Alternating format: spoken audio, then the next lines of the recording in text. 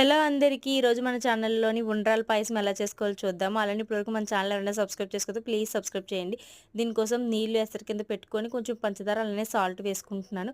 వరిపిండితోనే చేస్తాము. వరిపిండి ఉండలు లేకుండా ఎసరు మరిగిన తర్వాత వేసుకొని బాగా కలిపేసుకోవాలి.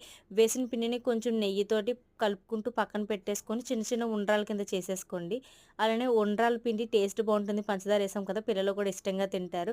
అలానే ఇంకో ప్యాన్‌లోని వాటర్ ఏసుకొని కొంచెం యాలకుల పొడి, ఒక స్పూన్ వరకు నెయ్యి, పంచదార వేసుకొని పంచదార కరిగేంత వరకు వాటర్‌ని బాగా కలుపుకోవాలి. ఇందులోనే వరిపిండి వాటర్ ఏసుకొని కలుపుకొని ఉంచుకోవాలి పక్కన. చిక్కబడ్డం కోసం వేసుకుంటాము. అలానే ఈ వాటర్‌లోనే కొంచెం కొబ్బరి తురుము, అలానే ఉండ్రాలు వేసుకొని కలుపుకోవాలి.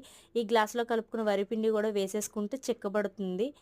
చాలా బావుంటుంది. కావాలంటే మీరు బాదం పప్పు, జీడిపప్పు గూడా వేసుకోవచ్చు. ఉంటే వేసుకోండి, లేకపోతే లేదు. టేస్ట్ అయితే చాలా బావుంటుంది.